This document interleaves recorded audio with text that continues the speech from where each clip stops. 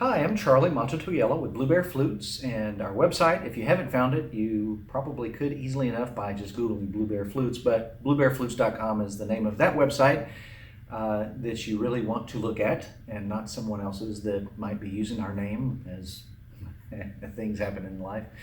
And don't forget our Instagram. So that would be instagram.com/Blue Bear Flutes, or just go to Instagram app and say Blue Bear Flutes, and you'll find all kinds of great pictures of flutes and drones. I think this one's been on there 2 or 3 times. This is a drone that I made for my wife, and the reason I'm holding it today is because I'm going to show you some troubleshooting tips on basically what can happen with a drone in addition to needing to maintain it, which is pretty well like any other flute, but what can happen to it, what will make it do this, do that, do that. It's very simple. So anyway, we'll go ahead and get started on that. If you haven't seen my video on troubleshooting a regular flute, just a plain old Native American flute, there's a good video on that, and it'll give you some ideas of what can happen. Those ideas do transfer over to this instrument just the same. And I think I may even discussed a drone in there, but I wanted to make sure I made a video specifically on troubleshooting a drone flute because we need to discuss this. You know, it's something that is questioned on occasion, and that's where we're headed. So there are different types of drone flutes. There is a drone flute known as a harmonic drone, which all drones are harmonic, but the harmonic drone, like our Olmec, Aztec, and Mayan drone, those drones are specifically, I mean, they're different. They're specifically made to be completely unique when you play it every time. Whereas this one, if you play one side, it's a G flute. If you play the other side together with it, and there's also a thumb hole, so you can get some different harmonies out of it. But our harmonic drones, the Olmec, Aztec, and the Mayan drones that we carry, they are made to be harmonic all the time. You can kind of play a scale on it, as I did with this one side of this flute, but they are not made to play a scale on, like playing regular Native American flute music on. So it's not to say that you can't, but that's not what they're made for. They're made for their harmony. This flute, though it is very harmonic, will allow you to play standard Native American flute on one side. Now, if you have a drone that is shaped like the letter A, that's what a lot of us call an A-frame drone. I have a few other drone videos that will tell you more about all of these type of instruments, including that one. That one is a little less historically accurate in comparison to what a lot of people call a shotgun drone, or what I like to call a straight drone. It's 2 straight tubes. If you'll notice, there's 2 chambers there, 2 mouthpieces that are built together as one instrument.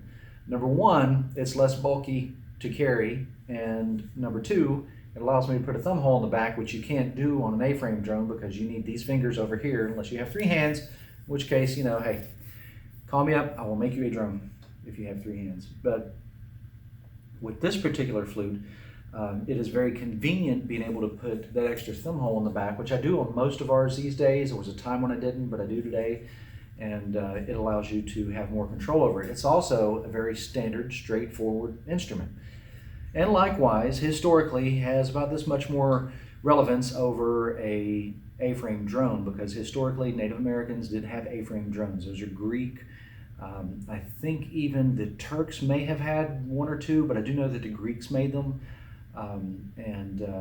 They may have made different types too, because everybody sees Pan. Sometimes you'll see a picture of Pan playing one, which really he didn't, from what people have told me. He plays like a pan flute, but he played the satyr, or another one of the Greek mythological, and I'm seeing his name in my head, starts with F, but I can't remember right now. Anyway, you'll see him playing a A-frame type flute, drone flute, but it is made a little different, I guess, than ours today. So all that aside, this drone, actually, historically, the Kalima culture had a smaller version, about this long, give or take, that were 2 chambers side by side that you played like that. And historically, of course, our Mayan and Aztec and Olmec temple drones are also, you know, they have their historical relevance as well. But getting down to the nitty-gritty, now that we can distinguish the difference between each of these types of drone flutes, what you need to know is what can cause some minor problems and why yours may be a little out of tune one way or the other. So with our drone flutes, with these straight shot drone flutes, like standard drones like this, the block actually can move pretty well freely, as in comparison to the other flutes that we make, where we make a little stop on the back. Some flute makers make all their blocks move completely freely, which is kind of okay, but I do like having that stop in the back. It really keeps it from wiggling too much out of control, and when a customer says it's doing this, I can say slide the block all the way back up and you're fine. This thing, we could do that, but it's definitely a lot better if we don't, for reasons I won't get into discussing here, to save time really, so you're welcome. Anyway, with this sliding around like this, even with those other flute makers' drones, you may notice that it can cover the hole, and that will make it sound really bad. So that's not something you want done. You want to slide the block back so that it's right at the edge, or even if you look at the very bottom lip of this guy here, you want it to be about 2 millimeters, 1 to 2 millimeters behind the sound hole, not covering the sound hole, behind the sound hole, so that the air can flow across this little chasm here that we're trying to make sound. So that's important. One other thing on a straight or standard drone like this is, since both of the chambers are played by a single flute block, you don't want it to turn sideways, because that will throw one chamber out of whack. Because you'll notice when you slide the block back, it makes it go one way, flat or sharp, and if you slide it forward, it makes it go flat or sharp. So they need to be relatively about the same location. Now, if your drone has one chamber that's down a little bit further than the other one, just kind of cut the difference, you know, kind of split it between the two of them, but you want it to be about 1 millimeter to 2 millimeters behind the back edge of the sound hole. That's just this guy right under here. So that's one very important thing. Another thing, you want to look inside of your drone and make sure that there's not a packing peanut, a piece of debris, a family of scorpions that have built a nest in there, or anything that's unpreferable other than just an open chamber. Now, telling people this, I've had a lot of people over the years say, well, my flute's like that, but I look inside of it and it's a little offset this way or that way. Things do happen in production, whether it be me or any other flute maker, and those kind of things may happen. But hopefully, like we do, when we send a flute out, it sounds great. So if anything may happen to your flute in process, you always want to take a look at it and see if there's a crack or a place where maybe the shipping courier has damaged it or what have you. Make sure that there's not something like that, because that will cause not only the whole thing to go out of whack, but also one chamber could go out just a little bit. And getting a drone flute tuned so that we have both chambers in tune with one another is kind of specific. It's very, very, I won't say tricky, but it is a challenge. And so that's very important.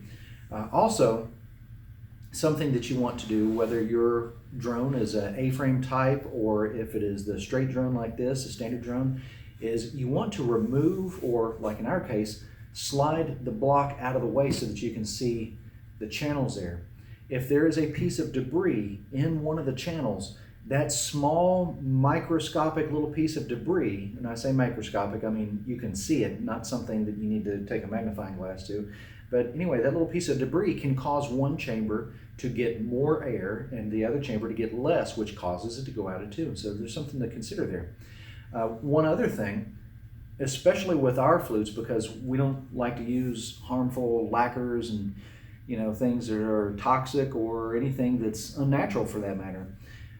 We usually do a wax finish on most of our flutes. We do have a new grouping of flutes that we offer that have a stained finish, but that stain is a natural finish. It is, I guess, akin to a shiny finish, but it's not, it's kind of flat. And like this guy right here, if you see any kind of shine on it, it's just from having waxed it several times. But one thing that you want to do is maintain the finish of the outside of your flute, especially if it's one with a natural finish, which is what I highly recommend, because Native Americans didn't lacquer their flutes with 10 coats of furniture wax or lacquer. And you want to once in a while go over it and just kind of make sure that it's supple. It's not like completely dry. And I can hear this. It makes a little bit of a dry sound, which means I probably need to go back over it. It's been some time since this one's been waxed. But when you do that, make sure that you don't put anything inside of the track area. That is so incredibly important that you don't get anything inside of that. It is a good idea to use something like olive oil, for example, if you have a natural flute like this, to put a little bit on the inside and a little bit on the outside, and that tiny bit of olive oil, that tiny little coating, even after it soaks into the flute, is enough to make a nice seal here with your flute, and the sound quality will increase exponentially. So keep that in mind. If you have a flute that is lacquered, you may want to ask your flute maker how you can maintain it in that particular respect, because lacquered flutes, depending on the type of lacquer, if they used a water-based lacquer, over time the olive oil or any kind of oil will remove the lacquer. So you may wind up using, hopefully you can find a non-toxic furniture polish, but you might use a furniture polish on that furniture flute. Something else that you want to take into consideration, if you notice how easy I slide this block around, I haven't, once again, this one's been sitting on a desk for some time. I haven't taken this block off or really done much with it. It's a great idea to make sure that it's tied really nice. And without taking the ties completely off of it, because it is tied on there right now, I can undo some of the knot, and you can see that there is a gap under the knot, which means that it is a little loose. So I'm going to do a trick that I have another video for. My hands are right like this. I grasp the back side of the leather lace with the like my ring finger, my middle finger, and my pinky on each hand, so that my index finger and my thumb are kind of free. I push down with my thumbs, which actually pulls away from the flute, and I kind of go down. And you can tell just by looking at it that that closed a lot of the gap in the flute there. But if you can do this where you try not to break the leather lace, I think this lace may be kind of old too. This flute's been around for a minute. But if you can do that and keep a little tension on it, like so, what I like to do is come back around with what my dad used to call a half hitch and kind of create a knot that will hold that other guy in place. It helps to keep that other knot in place, and it gives me an opportunity to pull this out if I need to just take it loose. So, oh wow, that made a big difference in the tightness of the flute block. So if you hear an airy sound coming out of the sides of your flute block, that's another thing to consider. Beyond that, and more specifically with our drone flutes, and once again, as you know, there is a hole on the backside here. That hole is the tonic, the major tonic of the minor pentatonic scale. And in layman's terms, basically it's this note right here. It's the first fingering that you remove, which is the same hole on the backside on the drone chamber. And the reason that we don't put a dozen fingerings up in here is because, number one, you don't have a dozen thumbs. Number two, I like to make the flute playable, meaning that it's not necessary to overload it with tonal changes that you're going to have to take plugs out and put them back in, because that kind of defeats the playing ability of the flute. It means that you can't really do all this on the fly, and it's counterintuitive. I hate to say that it's not something that Native people would have normally done, but I haven't seen any examples of it, so I can't say that Native people did. With that in mind, though, with this thumb hole in the back, it does give you a great opportunity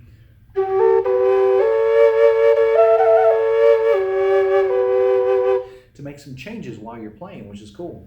Now, our bigger flutes, I do put a plug in it because even I struggle sometimes with my arthritic hands to do that, to play those, but I know that they are playable for other people. And if you have the same problem I do, or if you have small hands and you get one of our larger drone flutes like the E or the D, which I'm not recommending to anybody unless you have bigger hands or you're an experienced flute player, but if you were to get one of those, you may decide to leave the plug in all the time, in which case it just becomes a fixture of the flute and you don't have to worry about it, and you just play it as a standard drone flute.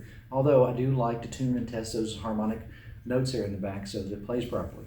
But if you're checking to make sure yours plays right, this hole uncovered and this hole uncovered are the same note. And if you'll notice, there was a little wobble, woo, woo, woo, which leads into the next thing that I'm going to talk about. You don't want your flute to have that, especially when all holes are covered, or when you uncover your harmonic note there, if you can do that. You don't want to have that wobble going on. And if I inspect mine a little further, it's probably because the block needs to go this way, or I think it's probably because I was playing a little bit more sideways, which is what I want to show you now. When you play the drone flute, you want to consider, unless your flute maker tells you otherwise, because this is how we do it, you want to have your mouth centered on this mouthpiece area. The reason being is you don't want to bite the flute like that. I've spoken about this a bunch of times, and it causes something known as wetting out. When you put your mouth over a flute or put a piece of a flute in your mouth, it causes you to salivate. And I'm doing that right now as we speak. But when you salivate, it produces more moisture in your mouth, and that more moisture will find its way through the flute, whether it be in vapor form or liquid form. Yeah. But anyway, you want to avoid that. So for that reason, with our drones, as I recommend with any of our flutes, just put them up to your lips, and that's it. Very easy. So you don't have to shove this thing in your mouth like a lot of people may promote. And historically, there are Native American flutes with a little, forgive me, lack of a better term, little nipple on the end of them, just like a little baby bottle nipple that is poking up, and it's presumably to put in your mouth. I do recommend playing those kind of flutes. If you have one of those types, whether it be for its historical presence or because you just bought it and didn't know any better, I would play it with your lips at the edge of that little nipple rather than pushing it into your mouth. It's a terrible idea. That causes it to wet out badly. Anybody that's played one of those type of flutes for a long time and who have always put it in their mouth, you'll notice when you bring it out of your mouth, it's soaking wet. So let's, yes, soaking wet. Camera person's making some faces. But anyway, you don't want to put the flute in your mouth. You don't want to try to taste the flute. I've heard people say, my flute tastes funny. I'm like, why are you tasting your flute? But don't put the flute in your mouth, and this will allow you the opportunity to control the air better. And if you put it right in the center of those two holes there, put it right up to your face, make kind of a kissy face or a fish face like that. I know it looks good, funny, but you do that and put this up here. Anyway, when you do that, you want to make sure that your face and your flute aren't misaligned, so that your flute is over here sideways like that. Because if you give one chamber more air than you give the other chamber, whether it's that chamber or this one, it's going to be wobbly sounding on the bottom because it's out of tune. I am not even playing that other chamber.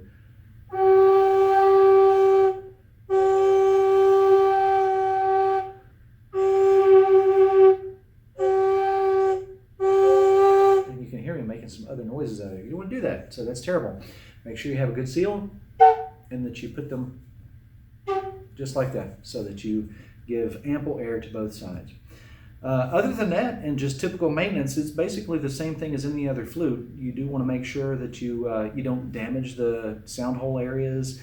Don't allow anything to crawl up in here because that's not good. And then also, I used to always promote a peppermint oil and tea tree oil mixture for flutes, but there are some people who are allergic to it, so we've kind of gotten away from it. But the peppermint oil does keep insects out, which is good, and the tea tree oil does kill bacteria. So anybody that hasn't thought about doing that or watched any of my previous videos on it, that's a good idea. But like I said, there again, treat it like a regular Native American flute, and just consider if something is out of tune, the aforementioned is probably why. And just, practice. Practice is really the thing. Somebody can sell you a bicycle, but they can't teach you how to ride it. You have to do that on your own. I do have some videos coming up on how to play the flute, though, so I hope that helps you as well. Once again, I hope this has answered a few of your questions, probably a little more information than most of you needed, and a lot less information than some, but here we are. And this is Charlie Mato-Toyela signing out for Blue Bear Flutes and bluebearflutes.com. Make sure you check out our other videos here on YouTube, as well as our other images on our Instagram and our website. We'll talk to you again soon.